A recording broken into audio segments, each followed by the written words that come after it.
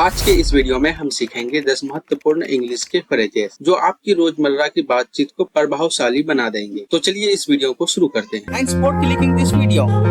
Welcome to our channel Amazing English Tips. सबसे जो पहला सवाल आता है, Why learning this phrase is important for daily communication? मैं आपको बता दूं, ये फ्रेज आपकी इंग्लिश को नेचुरल और फ्लुएंट बनाने में मदद करेंगे। इन्हें सीखने के बाद आप आत्मविश्वास के साथ इंग्लिश में बातचीत कर पाएंगे।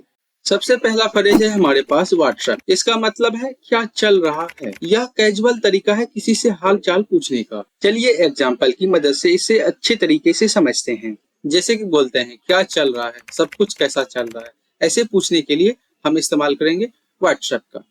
WhatsApp, house everything going. यहाँ पर हमने 2 बार बोला है कि क्या चल रहा है, सब कुछ कैसा चल रहा है। यहाँ पर हम 2 बार हाउस एवरीथिंग तो नहीं बोल सकते हैं, इसलिए यहाँ पर हमने पहले लगा दिया WhatsApp. WhatsApp, house everything going. ये सुनने में कितना अच्छा लग रहा है। अब चलिए देखते हैं अगला फ्रेज, हाउस इट गोइंग। इसका मतलब है कैसा चल रहा है। यह किसी से उनके काम या हाल चाल पूछने का एक दोस्ताना तरीका है। चलिए इसे एग्जाम्पल की मदद से अच्छे तरीके से समझते हैं। कैसा चल रहा है, क्या आप इन दिनों व्यस्त हैं। इस प्रकार से बोलने के लिए हम लोग इस्तेमाल करते हैं। तो चलिए कैसे बोलेंगे देखते हैं। How's it going, are you busy these days. तो यहाँ पर हमने देखा कि हाउस इट गोइंग का उपयोग कैसे करेंगे। अब चलिए देखते हैं अगला फ्रेज, लॉन्ग टाइम नो सी। इसका हिंदी में मतलब होता है कि बहुत दिनों से मुलाकात नहीं हुई। इसका उपयोग तब किया जाता है जब आप किसी से लंबे समय के बाद मिलते हैं। चलिए इसका एक एग्जाम्पल देख लेते हैं। जैसे कि बोल रहा हूँ, अरे बहुत दिनों बाद मिले हैं, कैसे हो। Hey long time no see, how have you been. जब आप किसी से लंबे समय के बाद मिले तो आप उन्हें यही फ्रेज करना, लॉन्ग टाइम नो सी। तो चलिए अब अगला फ्रेज की ओर चलते हैं, let's catch up soon. Let's catch up सून, इसका मतलब होता है चलो जल्दी मिलते हैं। ये तब कहा जाता है जब आप किसी से मिलने की योजना बनाना चाहते हैं। चलिए इसे बेहतर तरीके से एग्जाम्पल की मदद से समझते हैं। मान लीजिए कोई आपका दोस्त है, आप दोनों साथ में हैं, वो अपना घर जा रहा है। वहां पर हम लोग ज्यादातर क्या बोलते हैं, सी यू अगेन। लेकिन सी यू अगेन ना बोलकर अगर हम बोले लेट्स कैच अप सून तो ये ज्यादा अच्छा लगता है सुनने में। चलिए एक एग्जाम्पल देख लेते हैं। आपसे मिलकर अच्छा लगा, चलो जल्दी मिलते हैं। It was nice meeting you, let's catch up soon. चलिए अब अगला फ्रेज देखते हैं, I will get back to you. इसका मतलब होता है मैं आपको बाद में बताऊंगा या बताऊंगी।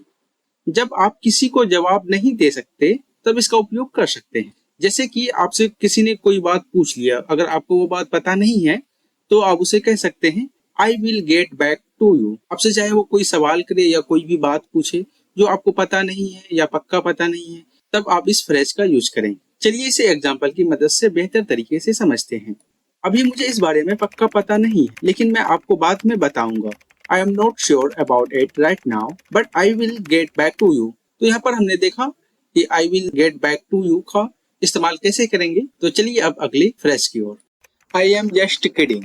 इसका मतलब है मैं सिर्फ मजाक कर रहा हूँ या कर रही हूँ। इसका उपयोग तब करते हैं जब आपने किसी के साथ मजाक किया है तो उसे बताने के लिए मैंने तुम्हारे साथ मजाक किया था, आई एम जस्ट किडिंग। चलिए इसे एग्जाम्पल से देख लेते हैं ताकि बेहतर समझ आए। आराम से, मैं तो सिर्फ मजाक कर रहा था, इसे गंभीरता से मत लो। Relax, I am just kidding, don't take it seriously. तो यहाँ पर हमने देख लिया आई एम जस्ट किडिंग का यूज कैसे करते हैं। अब चलिए देखते हैं अगला फ्रेज। अगला फ्रेज है टेक केयर। टेक केयर का मतलब होता है अपना ध्यान रखना। यह किसी को अलविदा कहने का एक दोस्ताना तरीका है। चलिए इसे एग्जाम्पल से समझते हैं ताकि बेहतर समझ में आए। फिर मिलते हैं, अपना ख्याल रखना, I will see you later, take care. यहाँ पर हमने देख लिया टेक केयर को भी। अब देखते हैं अगला phrase, finger crossed. Finger crossed, इसका उपयोग तब किया जाता है जब आप किसी चीज के लिए शुभकामनाएं देते हो। चलिए इसे एग्जाम्पल की मदद से बेहतर तरीके से समझते हैं। कल मेरा इंटरव्यू है, उम्मीद है सब अच्छा हो। I have an interview tomorrow, finger crossed.